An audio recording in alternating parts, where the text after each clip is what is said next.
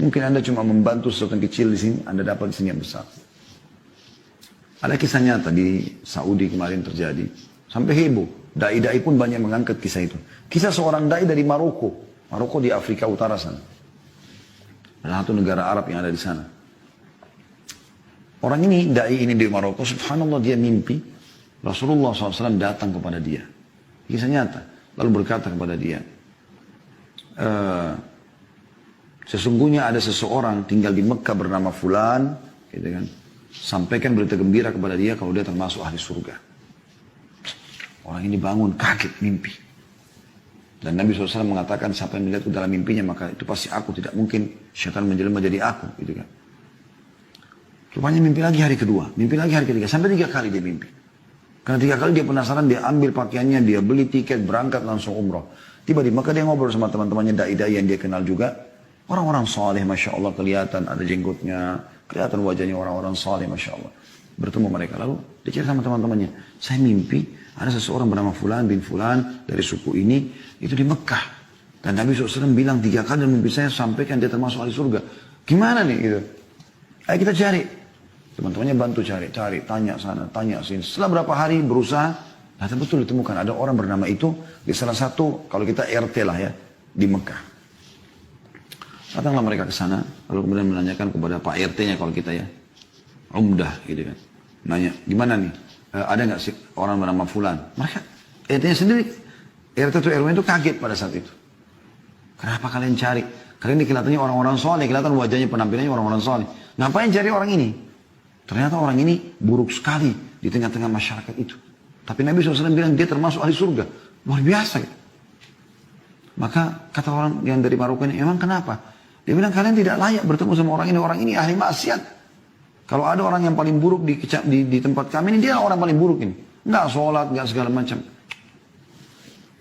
Kata orang dari Maroko, tapi saya mau ketemu, di mana rumahnya? Tunjuk rumahnya. Pergilah ke sana, ringkas cerita. Kemudian tiba di sana, kemudian ya, ketuk-ketuk itu dibuka semua orang ini. Keluarlah orang yang penampilannya, dari penampilan saya subhanallah kelihatan kayak orang buruk gitu ya. Ada orang subhanallah karena maksiatnya walaupun tampan jadi jelek kelihatan. Ada orang subhanallah karena kesolehannya walaupun biasa tapi Allah berikan kelebihan. Seperti itu. Orang nyaman interaksi sama dia. Dia kaget ada orang-orang cari dia. Ada apa nih? Dia bilang kenapa kalian cari saya? Kata orang dari Maroko, apakah kau Fulan bin Fulan dari suku ini? Dia bilang iya. Dia bilang saya mau menyampaikan berita dari Rasulullah SAW. Kaget orang itu. Rasulullah SAW? Berita apa? Dia bilang saya si Fulan dari Maroko. Saya mimpi 3 hari berturut-turut. Rasulullah SAW menyuruh saya menyampaikan kepada kamu berita gembira kalau kau termasuk ahli surga. Kaget orang itu langsung tiba-tiba menangis. Saya? Kata dia, kata orang Maroko itu, iya. Demi Allah saya nggak bohong sama kamu. Saya datang dari Maroko jauh-jauh umroh ini hanya untuk bertemu dengan kamu menyampaikan itu. Dia bilang demi Allah, akhi, orang itu bilang, tidak ada orang lebih buruk daripada saya di sini. Bagaimana bisa saya dapat jaminan itu? Kata orang Maroko itu saya nggak pusing dengan itu. Cuma saya datang khusus untuk menyampaikan itu dan saya mau tahu amalan apa yang kau lakukan ini. Sampai 3 hari betul-betul saya mimpi Rasulullah suruh sampaikan sallallahu alaihi wasallam berarti mereka kau termasuk ahli surga. Dia bilang, saya tidak ada. Kata orang Maroko, coba ingat. Hanya sampai dia ingat. Dia mengatakan, yang saya teringat sekarang, tetangga saya ini, tunjuk rumah sebelahnya. Tetangga saya ini adalah seorang janda yang punya 3 anak. Hidupnya susah. Waktu suaminya meninggal, nggak ada yang menaungi mereka. Maka semenjak itu, dan sampai hari ini demi Allah, saya sudah bertekad untuk memberikan setengah gaji saya. Jadi setiap terima gaji, saya kasih ke mereka setengah, kepada saya setengah. Tidak ada yang tahu kecuali saya. Sama Allah subhanahu wa ta'ala. Kata orang Maroko tersebut, itu amalmu. Memenuhi hajat saudaramu muslim tadi. Kata orang soal ini, ayo segera ikut sama saya ke Masjid Haram. Maksudnya ayo segera taubat kembali kepada Allah, perbaiki amalmu. Ini luar biasa berita gembira. Orang itu ketakutan mengatakan saya tidak layak ke haram sekarang seperti ini. Ini Mekah ini, bayangkan aja.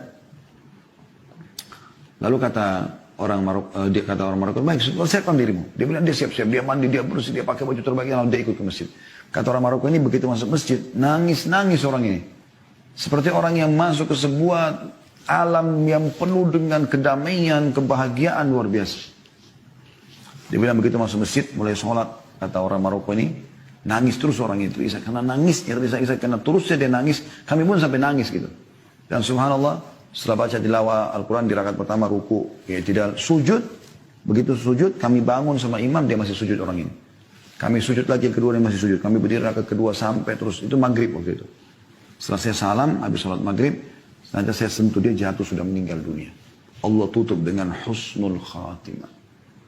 Karena memenuhi hajat saudara muslim. Sayangnya teman-teman sekalian kita Allahul Musta'an. Semoga Allah maafkan kesalahan. Kadang-kadang depan mata sudah jelas saudara kita muslim datang. Miskin, jilbabnya kotor, di lampu merah, sendalnya juga putus. Minta, masih gak dikasih.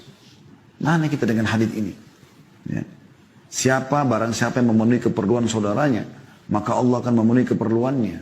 Hajatmu dipenuhi. Dan Allah tadi saya bilang kalau sudah membalas, Allahu inna Allah atau Allah yarzuqu ma yasha'u bighairi hisab. Allah kalau kasih rezeki tidak pernah pakai perhitungan lagi.